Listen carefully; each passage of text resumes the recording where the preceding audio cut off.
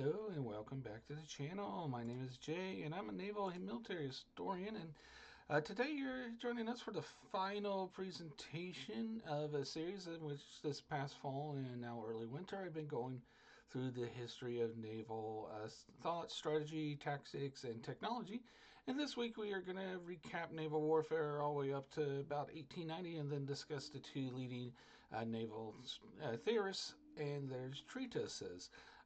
Any I'm probably not going to really cover much after 1890 and pre-World War One, as World War One, World War Two, naval warfare has been pretty well gone over by numerous authors, and I also do intend to make numerous videos and series about that in the future, as the World Wars are actually my area expertise.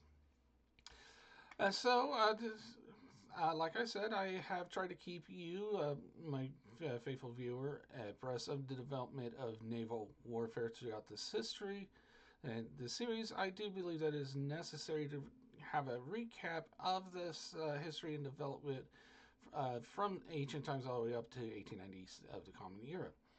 Thus, I will be recapping 3,000 years of naval history this week, from the Mediterranean to the introduction of steel-hulled steam-powered ships during the latter half of the 19th century.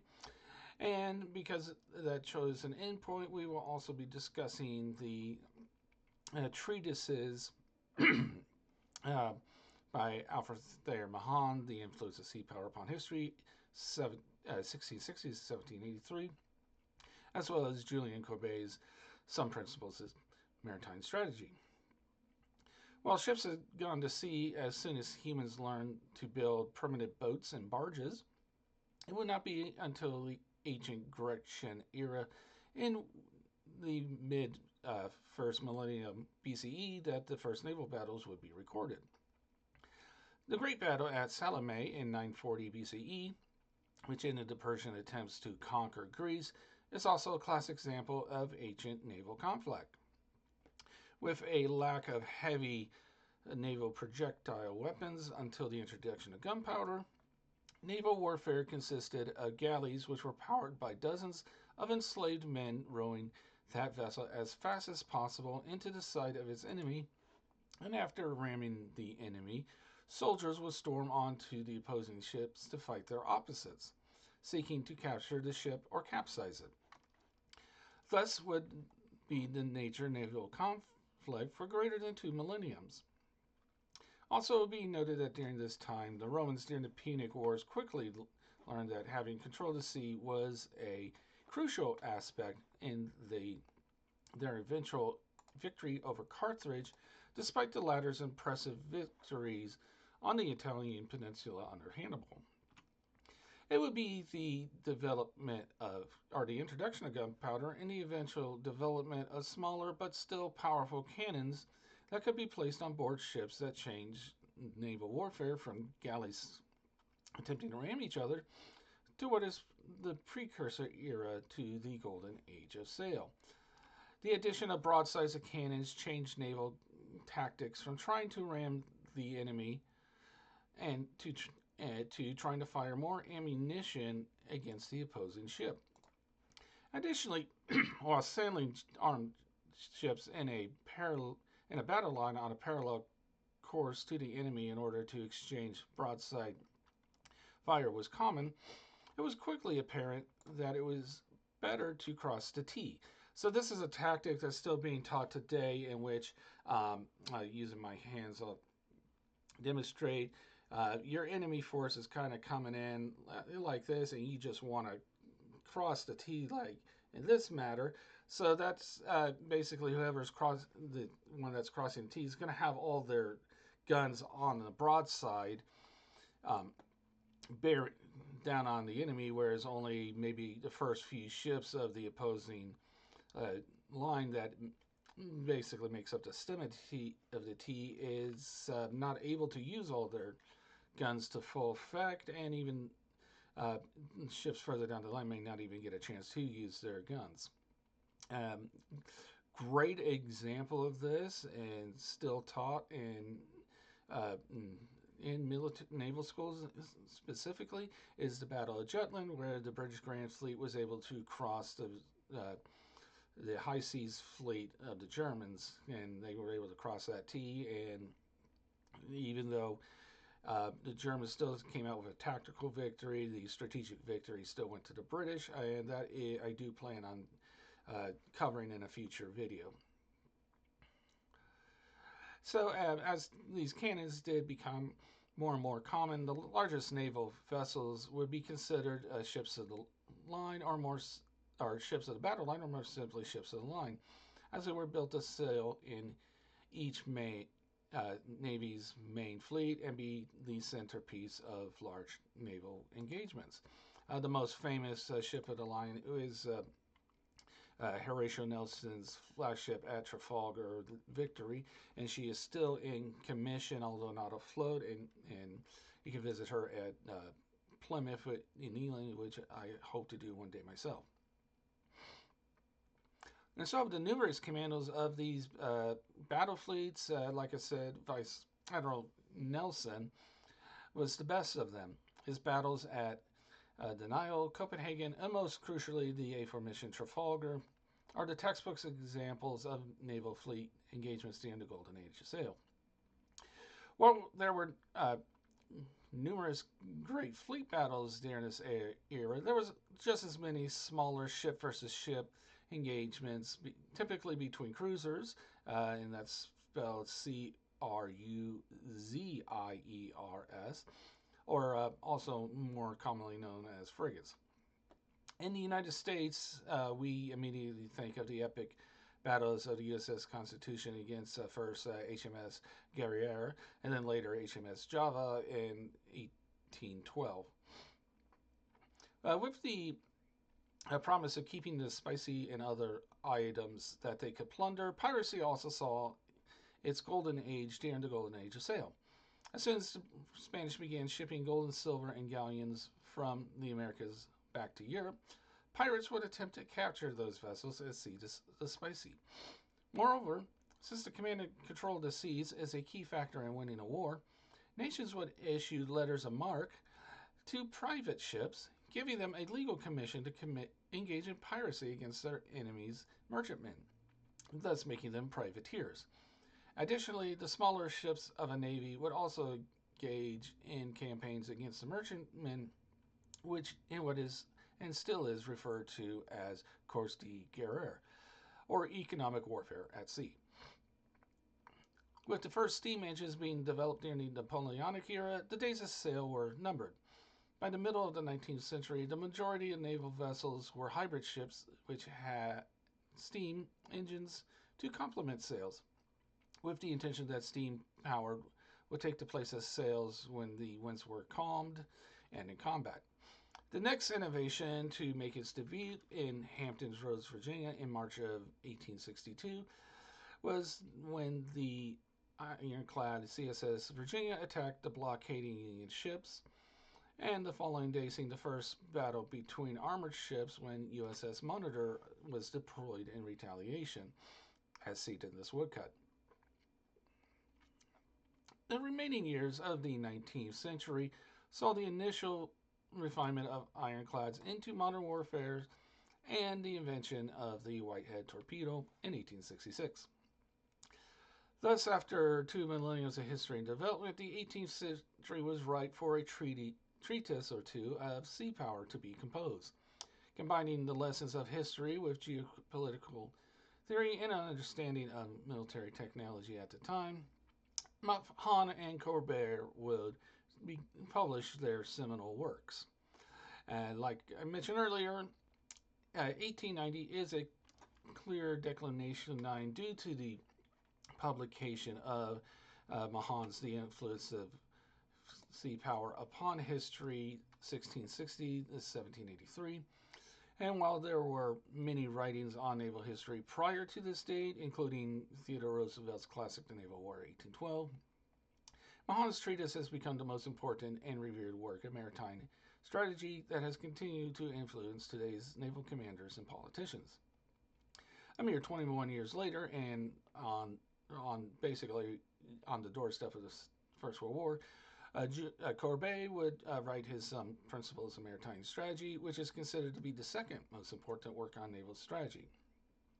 So it's safe to assume that Mahan and Corbett were contemporaries, but but from as differing vantage points as American English is from King's English.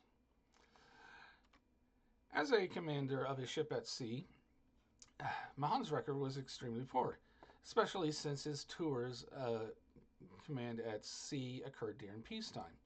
Fortunately, he had invented his father's, Dennis Hart Mahan, whom we discussed in the Civil War video, uh, in, in Napoleonic War video.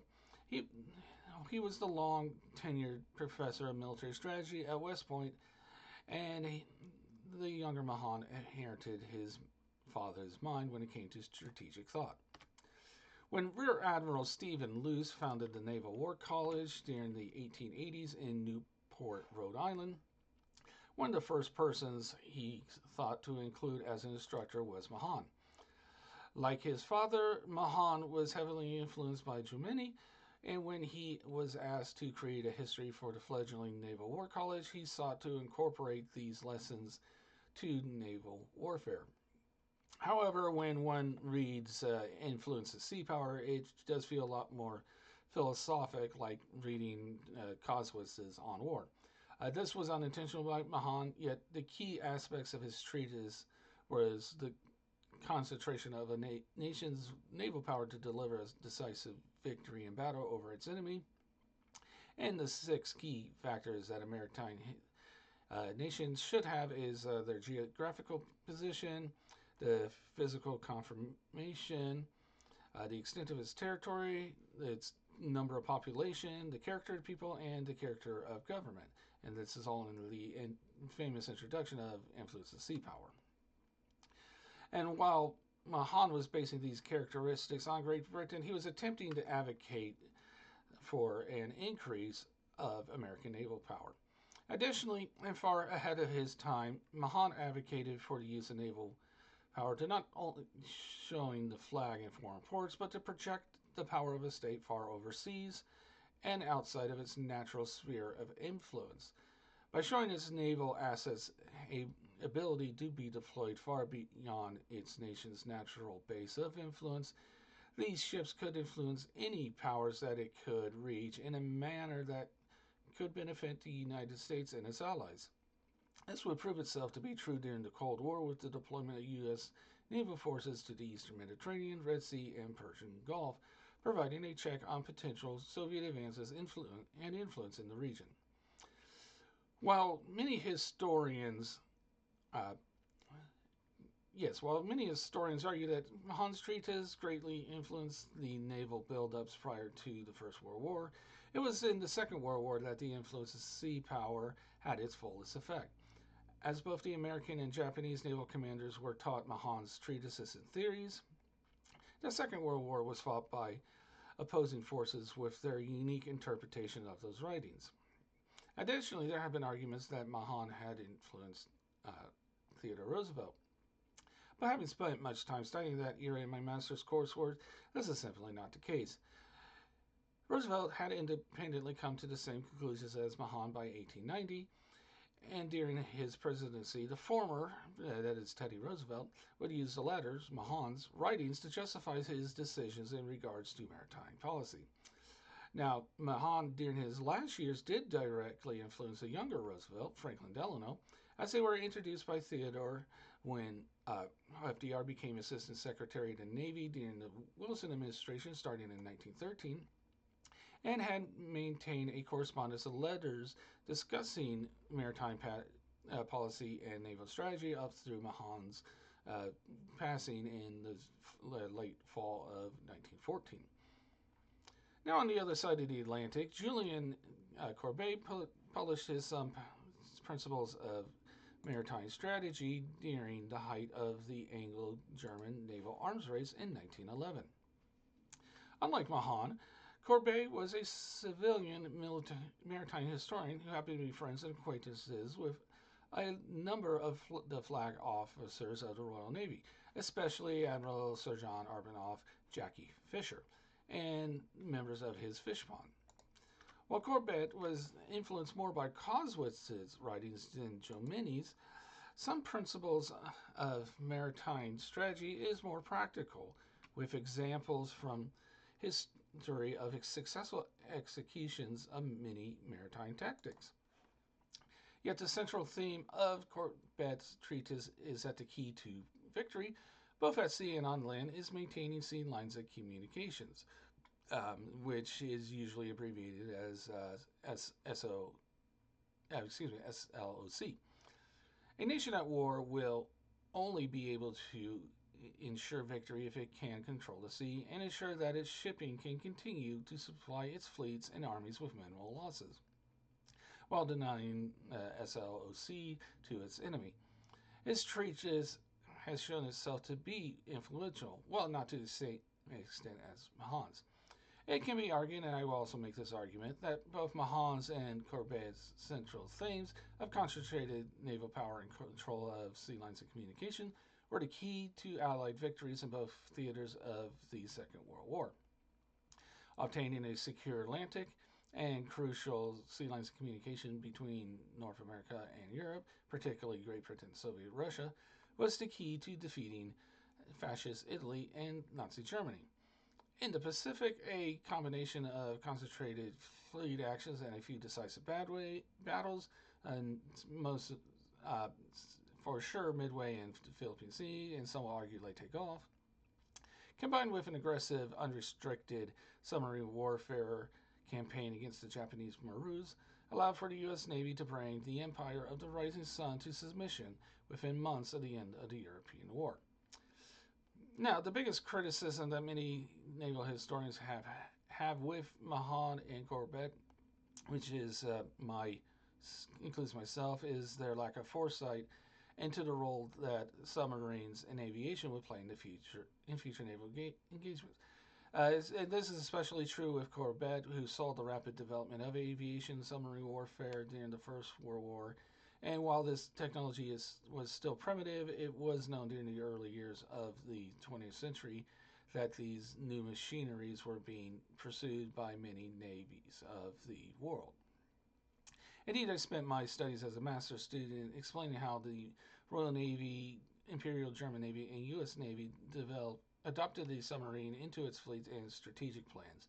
And while Mahan and Corbett did not mention this topic, Fisher, Tirpitz, and Dooley were actively acquiring and developing roles and tactics for these boats.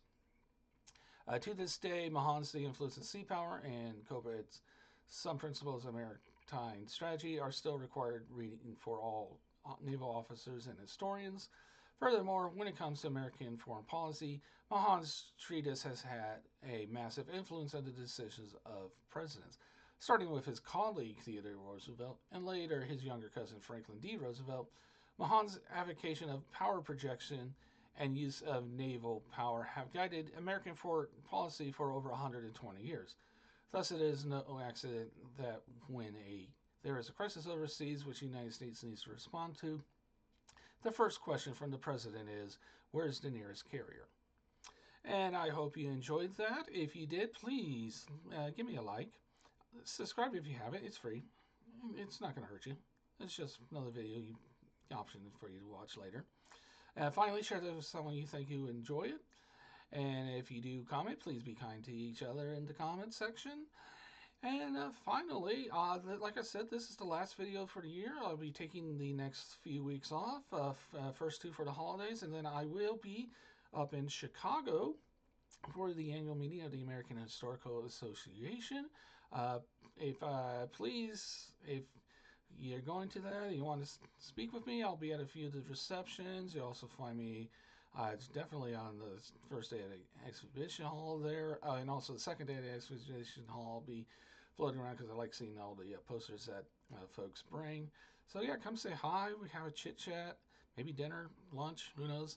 But yeah, until the week after the AHA meeting, which is going to be January let me look it up real quick. I wish I had a calendar up. So yeah, next video will be posting on January the 17th, and that will be at least one if not more, recaps of what I saw and experienced at that ASJ meeting, and also bring to you any new concepts and that I think are exciting.